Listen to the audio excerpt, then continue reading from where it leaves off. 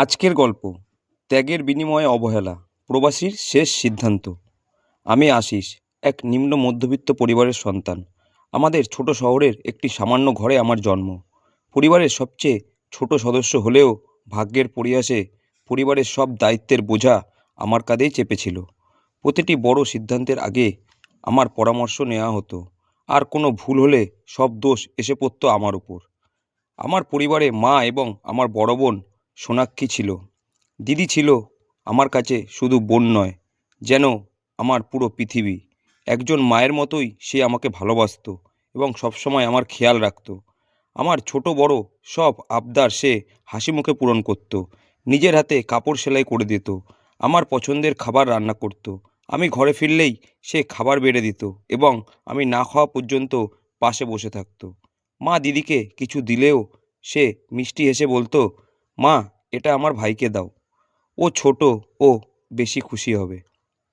দিদি ছিল সত্যিই এমন সহজ সরল মানুষ। দিদি বড় হলো, তার বিয়ের সম্বন্ধ এলো। মাও চাইতেন দিদির বিয়ে হোক। যখন মায়ের পছন্দ মতো একটি ভালো সম্বন্ধ এলো, তিনি আর দেরি না করে বিয়ের দিন ঠিক করে ফেললেন। ছেলেটিকে আমারও পছন্দ হয়েছিল, কিন্তু আমি লক্ষ্য করেছিলাম বিয়ের তারিখ ঠিক হওয়ার পর থেকেই দিদি আমাকে জড়িয়ে ধরে খুব কাঁদতো। সে বলতো, তুই শুধু আমার ভাই নোস, তুই আমার প্রাণ। আমি চলে গেলে তোর খেয়াল কে রাখবে? দিদি, ঠিকই বলছিস। তার চলে যাওয়ার পর আমার জীবন শূন্য হয়ে যাবে। দিদির বিয়ে আমার অমতে এমন এক বাড়িতে হলো যেখানে অর্থনৈতিক অবস্থা ভালো ছিল না। ছেলেটিও অসুস্থ থাকতো, তার উপার্জন ছিল সামান্য। আমি মাকে বারবার বারণ করেছিলাম, কিন্তু মা শোনেনি। তিনি বলেছিলেন, তোমাদের এসব বিষয়ে নাক গলানোর কোনো দরকার নেই। আমার মেয়ের জন্য কি ভালো তা আমি সবচেয়ে ভালো বুঝি। মা বাবার কথার ওপরে কথা বলার সাহস আমার ছিল না। আমি নীরব রইলাম। দিদি চোখের জল ফেলতে ফেলতে তার শ্বশুরবাড়ি চলে গেল। আমার আশঙ্কা সত্য প্রমাণিত হলো। শ্বশুরবাড়িতে দিদির অবস্থা ভালো ছিল না। অসুস্থ স্বামী খুব একটা কাজ করতে পারতো না। 1 বছরের মধ্যে দিদি এক পুত্র সন্তানের জন্ম দিল। পরের বছরই আরও একটি সন্তান।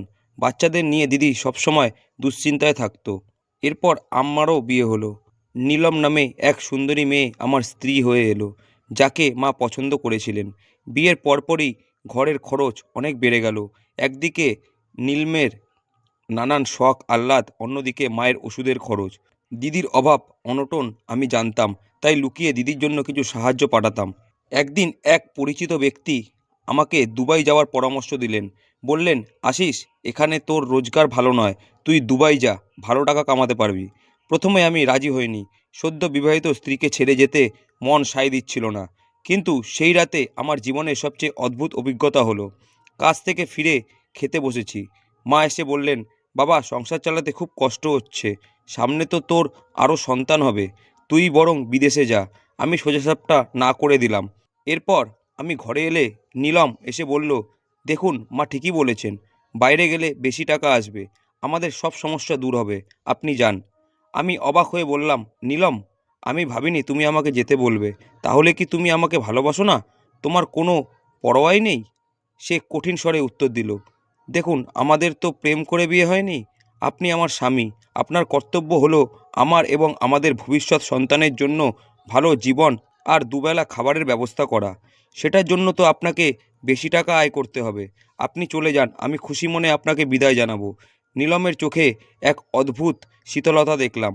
এক মুহূর্তের জন্য মনে হলো আমার চলে যাওয়ায় বুঝি তার কাছে শান্তির কারণ হবে। আমি হতবাক হলাম, কিন্তু মুখ ফুটে কিছু বললাম না। শুধু মনে মনে ঠিক করলাম, যাদের কাছে আমার কোনো প্রয়োজন নেই তাদের থেকে দূরে চলে যাওয়াই ভালো। দিদির কাছে বিদায় নিতে গেলাম। সে আমার মলিন মুখ দেখে চিন্তিত হয়ে পড়ল। ভাই, তোর বিয়ে হয়েছে মাত্র 3 মাস হলো, এখনই কেন যাচ্ছিস? আমি বললাম, দিদি, এখানে কারো আমার চিন্তা নেই, সবার টাকা চাই। আমি চলে যাই, আমি তোমাকে আর তোমার বাচ্চাদেরও সাহায্য করব। দিদি দীর্ঘশ্বাস ফেলে বলল, আমার চিন্তা করিস না, শুধু এটা মনে রাখিস, যেখানে কারো প্রয়োজন নেই সেখানে থাকার চেয়ে বিদেশে কষ্ট করে থাকা অনেক সহজ। দিদি শুধু নীরবে কাঁদছিল, তার চোখে ভাষা খুঁজে পাচ্ছিলাম না। 2 মাসের মধ্যে আমি দুবাই পৌঁছে গেলাম। বিমানবন্দরের বাইরে গরম হাওয়ার ঝাপটা যেন আগুনের মতো লাগলো। চারপাশে শুধু অচেনা মুখ, অচেনা ভাষা। ভীষণ একাকিত্ব আমাকে গ্রাস করলো। কাজে যোগ দিলাম। সকাল থেকে রাত পর্যন্ত কঠোর পরিশ্রম করতাম, ঘামে কাপড় ভিজে যেত আর রাতে প্রায়ই শুতে হতো শুধু ডাল আর ভাতের পানি খেয়ে। আমি টাকা পাঠাতে শুরু করলাম, পরিবারে খুশির ঢেউ বয়ে গেল। আমি নীলমকে আলাদা করে টাকা পাঠাতাম। মা অবশ্য সবসময় বলতেন, বউকে খুশি রাখলে তুইও শান্তিতে থাকবি। কিন্তু দিদিকে যখন 2-3 বার টাকা পাঠালাম, মা ফোন করে বারণ করলেন, আর কত দিদিকে টাকা পাঠাবি? তোর জন্য সে এখন আরামপ্রিয় হয়ে উঠেছে, তার বর কাজ করে না, আর তুই যদি এভাবে টাকা দিতে থাকিস তাহলে তার আলস্য আরও বাড়বে। দিদি সম্পর্কে মায়ের এই কথাগুলো শুনে আমার কষ্ট হলেও মায়ের আদেশ অমান্য করতে পারিনি। নীলমের সঙ্গে আমার প্রতিদিন কথা হতো, কিন্তু সে শুধু টাকা নিয়েই কথা বলতো, সোনার আংটি, বেশি করে বাজারের খরচ ইত্যাদি। সে কখনোই জিজ্ঞেস করতো না, কেমন আছো, কবে ছুটি পাবে, তোমার কি কষ্ট হচ্ছে? একসময় নীলম কন্যা সন্তানের জন্ম দিল। আমি খুশি হয়ে ফিরে এলাম, কাউকে জানাইনি, সবাইকে চমকে দিতে চেয়েছিলাম, কিন্তু ঘরে ঢুকতেই সবাই চমকে গেল, তবে খুশি হলো না। মা বললেন, এত তাড়াতাড়ি আসার কী দরকার ছিল, শুধু একটা মেয়েই তো হয়েছে, অযথা টিকিটের টাকা নষ্ট করলি। নীলম বলল, ছেলে হলে ভালো হতো, 2 মাস ছুটি নিয়ে এসেছিলাম, কিন্তু 1 মাস যেতে না যেতেই সবাই বলল, চলে যাও, বাড়ি তৈরির কাজ শুরু করতে হবে, টাকা দরকার। তাদের কাছে আমি শুধু টাকা তৈরির যন্ত্র ছিলাম। আমি নীরবে ফিরে গেলাম। এরপর দ্বিতীয় মেয়ে হলো, একই শীতল প্রতিক্রিয়া। তৃতীয়বার যখন ছেলে হলো তখন সবাই খুশি হলো, কিন্তু আমি বুঝলাম এই আনন্দ সন্তানের জন্য, আমার জন্য নয়। সময় গড়িয়ে চলল, দিদির স্বামী মারা গেলেন, দিদি বিধবা হলো। আমি তাকে গোপনে একটি সেলাই মেশিনের টাকা পাঠিয়েছিলাম। বহু বছর পর আমার মাও চলে গেলেন।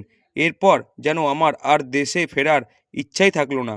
কেউ ফোন করে আমাকে একবারও বলল না, ফিরে আয়। প্রায় 15 বছর পর বার্ধক্য আর অসুস্থতা নিয়ে আমি সিদ্ধান্ত নিলাম, আর নয়। কাউকে না জানিয়ে আমি দুবাই ছেড়ে দেশে ফিরলাম। ঘরে ঢুকলাম, কিন্তু কেউ খুশি হলো না। নীলম অবাক হয়ে শুধু বলল, এত ব্যাগ নিয়ে এসেছো কেন, আর যাবে না নাকি? আমি পানীয় জল পান করে বললাম, আমি ফিরে এসেছি, এখন থেকে তোমাদের সঙ্গেই থাকবো এবং এখানেই একটা ব্যবসা শুরু করব। এই কথা শুনে নীলমের মুখ বন্ধ হয়ে গেল, মনে হলো পায়ের তলার মাটি সরে গেছে। পরদিন সকালে ঘুম থেকে উঠে দেখি অদ্ভুত নীরবতা। সকাল 10টা বাজে, কিন্তু কেউ ওঠেনি, কেউ আমার জন্য জলখাবার তৈরি করতেও ওঠেনি। বাড়ি ঠাকুর ঘরে ধুলো, ঝুল আর মাকড়সার জাল। আমার মায়ের ব্যবহৃত রূপোর পুজোর থালাটি কোথায় জিজ্ঞেস করাতে নীলম উদাসীনভাবে বলল, ওটা তো বিক্রি করে দিয়েছি। শুনে আমার বুক ভেঙে গেল। ছোট মেয়ে রিয়ার পোশাক আশাক দেখে আমি লজ্জিত হলাম। ছেলে শ্লোক তো রাতে বাড়ি ফেরে না। যখন তাকে বারণ করলাম তখন নীলম এসে আমাকে ধমকালো, বাচ্চাদের সাথে এতটা কড়াকড়ি করবেন না। এক সন্ধ্যায় ছোট মেয়ে রিয়াকে মোবাইলে কথা বলতে শুনলাম, বাবা যতক্ষণ বাড়িতে আছে ততক্ষণ কারফিউ, বাবা গেলেই দেখা হবে। আমার পায়ের নিচে মাটি রইল না, আমার উপস্থিতি তাদের কাছে কারফিউ। নীলম আমাকে এড়িয়ে চলতে লাগলো। এক রাতে মাঝরাতে ঘুম ভাঙলে দেখি সে ঘরে নেই।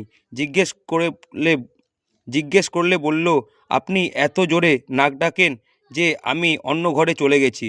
একদিন নীলম সরাসরি বলল, আপনি কেন এসেছেন এখানে, আপনার কি কাজ? যে টাকা এনেছেন তা দ্রুত শেষ হয়ে যাবে, কয়েক সপ্তাহ পর আপনি আবার ফিরে যান। আমি তাকে সোজাসাপটা বললাম, আমি তোমাদের স্বামী, তোমাদের পিতা, কেমন গোপনীয়তা, আমি কেন যাব? সে চুপ করে গেল। আমি বুঝে গেলাম এই বাড়িতে আমার কোনো স্থান বা সম্মান নেই। আমি তাদের কাছে অনাকাঙ্ক্ষিত, তারা আমার চলে যাওয়ার অপেক্ষায় আছে। আমি নীরবে সবার কাছে বললাম, আমি ফিরে যাচ্ছি। নীলমের চোখে আনন্দের ঝিলিক দেখলাম। সে শুধু বলল, কিছু টাকা বেশি পাঠানোর চেষ্টা করবেন, জিনিসপত্রের দাম খুব বেড়েছে। একবারও বলল না, নিজের খেয়াল রেখো। আমি মাথা নেড়ে বেরিয়ে এলাম।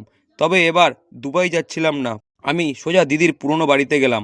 দেখলাম জীর্ণ ঘর, খসে পড়া দেওয়াল, কিন্তু এক শান্তির পরিবেশ। আমার বঞ্ঝি ভাগ্নেরা ছুটে এসে শ্রদ্ধা ভরে আমার পা ছুঁয়ে প্রণাম করলো। তাদের চোখে দারিদ্র্যের ছাপ ছিল, কিন্তু ছিল গভীর ভালোবাসা। দিদি আমাকে দেখে খুবই খুশি হলো, কোনো অভিযোগ নেই। আমি তাকে যে সেলাই মেশিন দিয়েছিলাম তা দিয়েই সে তার সংসার চালাচ্ছে। আমি কয়েকদিন তাদের বাড়িতে রইলাম। দেখলাম সকাল হলেই সবাই স্নান করে পুজো করে, দিদির মেয়েরা তাকে সাহায্য করে, আর ছেলেটি বাইরে কাজ করে। তাদের ঘরে ছিল শান্তি, ভালোবাসা আর সত্যিকারের আপনজনত্ব। আমার জীবনে যা কিছুই অভাব ছিল তা আমি এখানে খুঁজে পেলাম। আমার মনে হলো এবার সময় এসেছে, আমার পরিবারকে আসল সত্যটা জানানো দরকার। আমি দিদিকে বললাম, আমরা একটা বড় অনুষ্ঠানের আয়োজন করব, আমার স্ত্রী সন্তানদের আমন্ত্রণ করো, কিন্তু আমি যে এখানে আছি তা যেন তারা না জানে। তারা ভাবুক আমি দুবাই চলে গেছি। অনুষ্ঠানের দিন আমি আড়ালে রইলাম। নীলম আমার ছেলে শ্লোক এবং দুই মেয়ে সেজে গুজে এলো। দামি শাড়ি গয়না আর হাতে দুটি মোবাইল নিয়ে নীলম যেন এক ফ্যাশন শোতে প্রবেশ করলো। দিদির ঘর দেখে সে অহংকারের সাথে হেসে বলল, বাহ কি বাড়ি, দেওয়াল থেকে ইট উকি দিচ্ছে।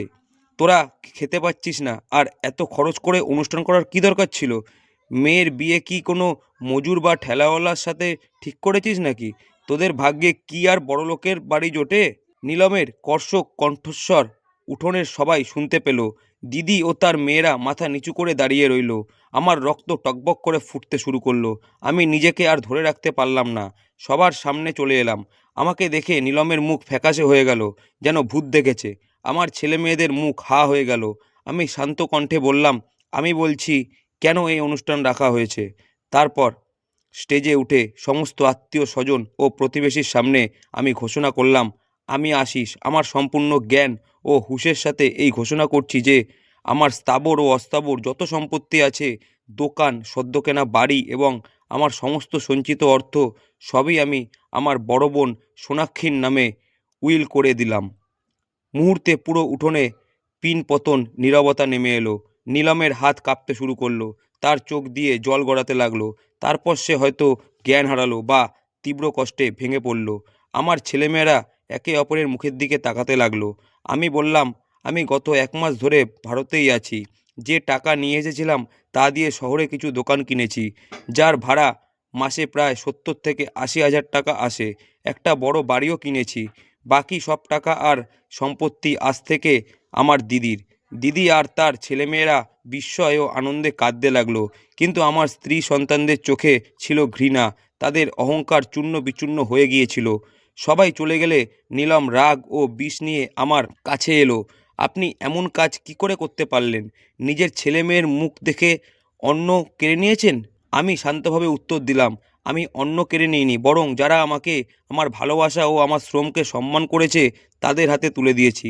তোমাদের কাছে তো শুধু আমার টাকা দরকার ছিল, আমি নই। তুমি শুধু আমার টাকা দেখেছো, আমার স্নেহ দেখোনি।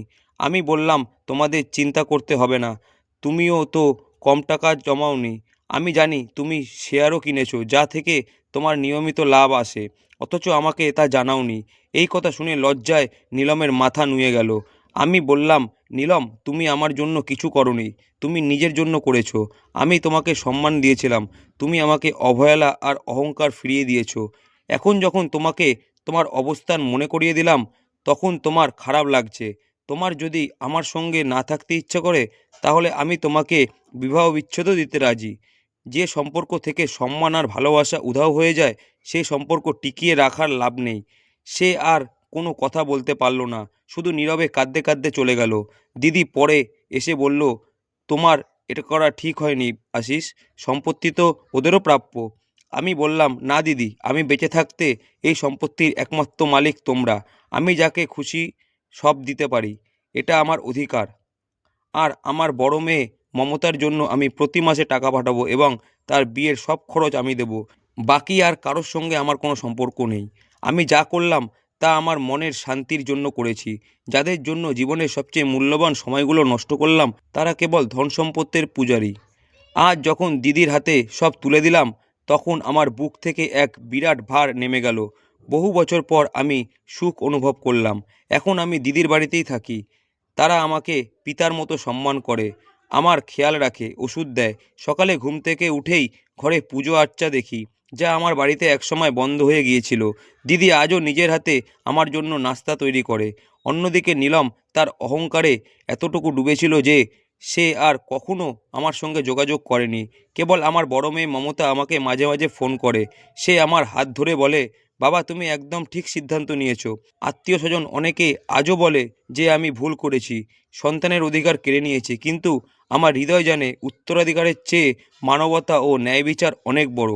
আমি আমার দিদিকে একটি জীবন দিয়েছি, তার বাচ্চাদের জন্য সব করেছি যা তাদের বাবা করে যেতে পারেননি। আমি জানি আমি ঠিক করেছি। আমার আর কোনো আফসোস নেই।